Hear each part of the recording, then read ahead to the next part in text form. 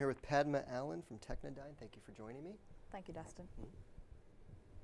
Let's talk a little bit about, you came to this business not as the founder, but almost by necessity. Talk a little bit about how that happened. Sure. The business is actually the vision of my husband, Reddy, who was a techie working at Ernst & Young, coincidentally, as a senior manager, heading up one of their large implementations. And I happened to be a physician, internal medicine, both certified, practicing in the state of New Jersey at that point in time. Reddy decided to leave Ernst & Young since he thought he could provide more value to the customers from being on the outside. Wanted to join, form the company. So he spoke to me about it. We came up with the name Technodyne, and he resigned from Ernst & Young eventually and got out. And he wanted me to help him out for a couple of weeks. I said, why don't you take a 2-week break from your profession and just help me set up payroll, HR, and office space, help me register my domain, and so on and so forth. I said, sure. I do have some family business background from back home. My parents were in business together, and I used to cover for them all through during my school days and also my medical college days. I said, fine, let me take the 2 weeks off from my private practice. So I did come in, set it up, and we were lucky enough that we got our first large project right away. So Reddy was out. He was on the field. So someone had to hold the coat for him back home. And that turned out to be me. So my 2 weeks went into 2 months, and then it went into 12 years now.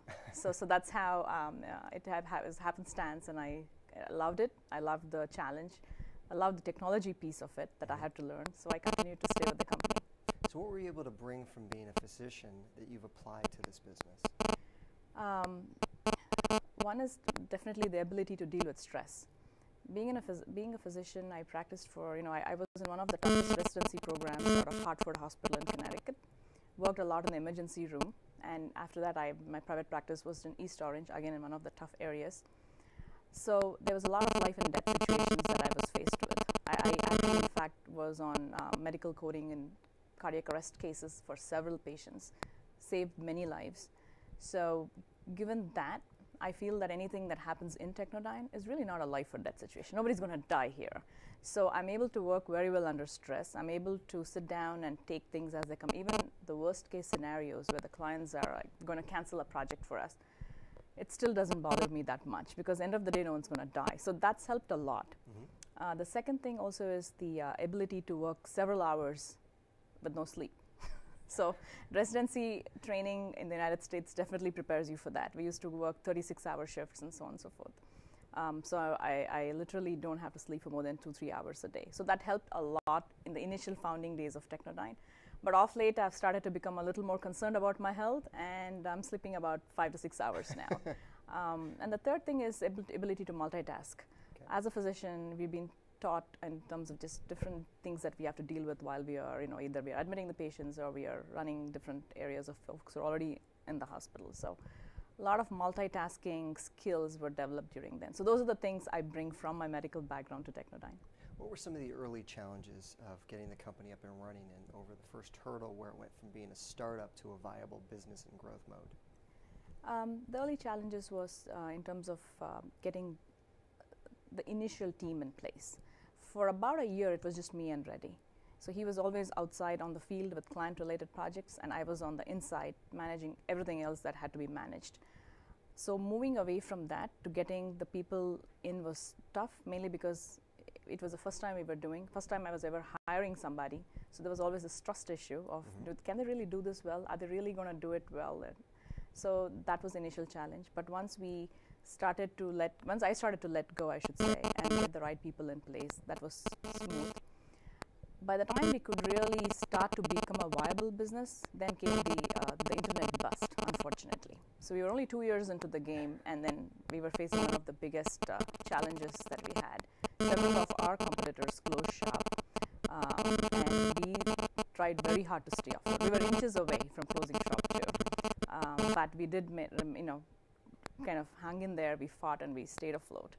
At that point in time, we realized that we had to, have a different strategy to expand our business, work with different markets. So we are at least reasonably recession-proof, and we can continue to stay afloat as a business despite the economic cycles. Talk about how you've done that. Pardon me. I need you to take your phone out of your pocket. I apologize. Mine? Yes. Thank you.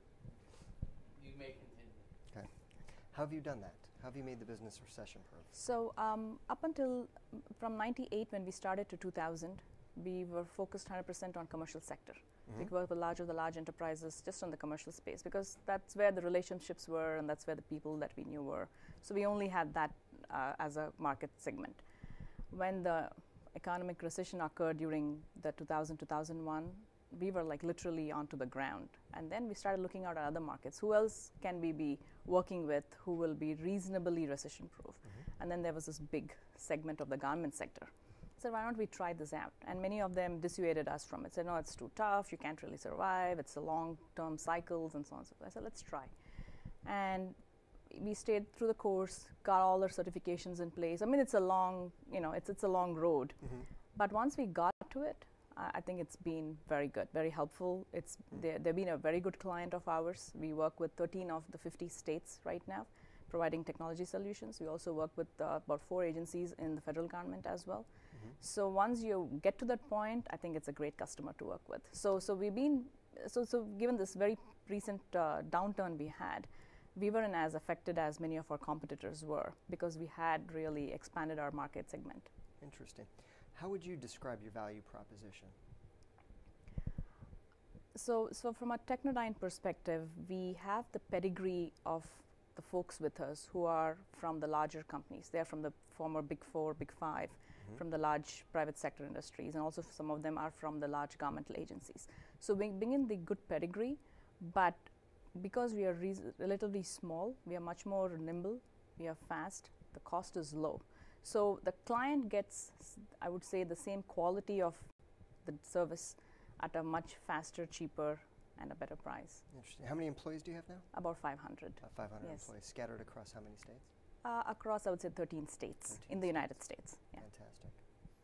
Talk a little bit about where you're seeing opportunities for growth and how you're trying to approach those. Sure. We've been very conservative in the offerings that we have to provide given the economic cycles. So we are really looking at where are the customers spending the money now. So a couple of the areas that we've identified as one is in the overall virtualization, data center consolidation, virtualization, cloud computing arena, both on the government side and the public sector side and the private sector side, sorry. And the second one is in the IPv4 to IPv6 transformation. That is another space when the internet protocol addresses get exhausted. Folks have to move on from the version 4 to version 6 to have more IP addresses. Some kind of similar to a Y2K when people had to move over from when the millennium hit. So those are the 2 areas which seem to be where the funding is going to occur, both in the government space and in the private sector space. Talk a little bit about the government space. How have you forged relationships in what might be a tough sector to work in? Again, coming from almost, I would say, 0 relationships when we started. I mean, my husband and I, we have been here maybe 20 years, and we didn't really have any, I would say, business background before that in the United States. So we literally went by the paper. I mean, by what was in the paperwork, I should say, literally by the contracts. One thing that did help was being the certification, from a certification point of view, being a minority and a woman-owned business. The government does have very good set-asides for minority women-owned business enterprises. So that helped a lot since we do have competition who are the big guys. We have IBMs and Accentures all over. But we are able to get a piece of a project that we can deliver for the fact that we are minority and women-owned as well. So that's helped launch us there. Once we are in it and we have certain past performance on quals, then we are ready to play against the big guys as well. Excellent. Looking back 12 years, what do you know today that you wish you had known on day one when you stepped in? Yeah, several things, unfortunately. I would say that having a board of directors, I would say very early on would be a big difference. I mean, right now we are reaching 100 million in revenue and we still don't have a board. So between myself and my husband Reddy, we do a lot of our own thinking, rationalizing, and moving on. So it's worked out reasonably well. But I think having a good board of directors who are probably past CEOs who've been there, done it, would be definitely helpful. The second would be also not being as conservative with cash. Especially myself, been very conservative with cash. We've been very organically and slowly growing.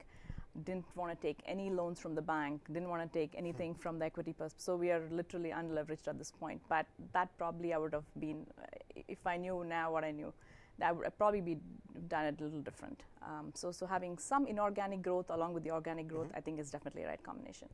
And third would be getting formal education in business.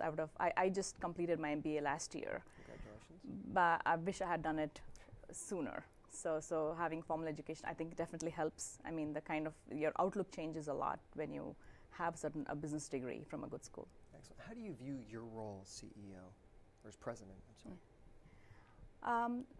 I actually carry two titles here, President and Chief Financial Officer. So they do collide with each other at times. So as President, I'm looking forward to see how I can grow the company, get it to the next level, work along with the CEO, my husband, and try and see how do we get onto our $1 billion goal that we have for the next 7 to 10 years. And the entrepreneur in me does get to that point. So when we have folks coming in with creative ideas, I really want to jump on it and launch it off. But again, if I put the hat of the Chief Financial Officer, then the numbers have to make sense. So every time someone comes with an idea, I need a business case, I need the numbers. So I'm playing two roles which are internally colliding with each other, but I think it's a healthy balance. Excellent. So, yeah. And finally, I would ask about the future of the company. Where do you see your company going to? You mentioned $1 billion goal within 7 to 10 years. Yes. How do you intend to get there? So we have a pretty solid roadmap. So what we've done is we've defined our goals, where we want to be in 7 to 10 years, and then we've started to work backwards in terms of what do we need to do now to get to that point in 7 to 10 years. One is we definitely want to expand much more in the garment sector. I think, if you look at the history of companies which have crossed the billion, whether it's IBM or Accenture, 60 to 70% of their revenues are from the garment sector, especially from the federal government. There's no way getting past that. So that we already are in that space, so we are looking to expand that further.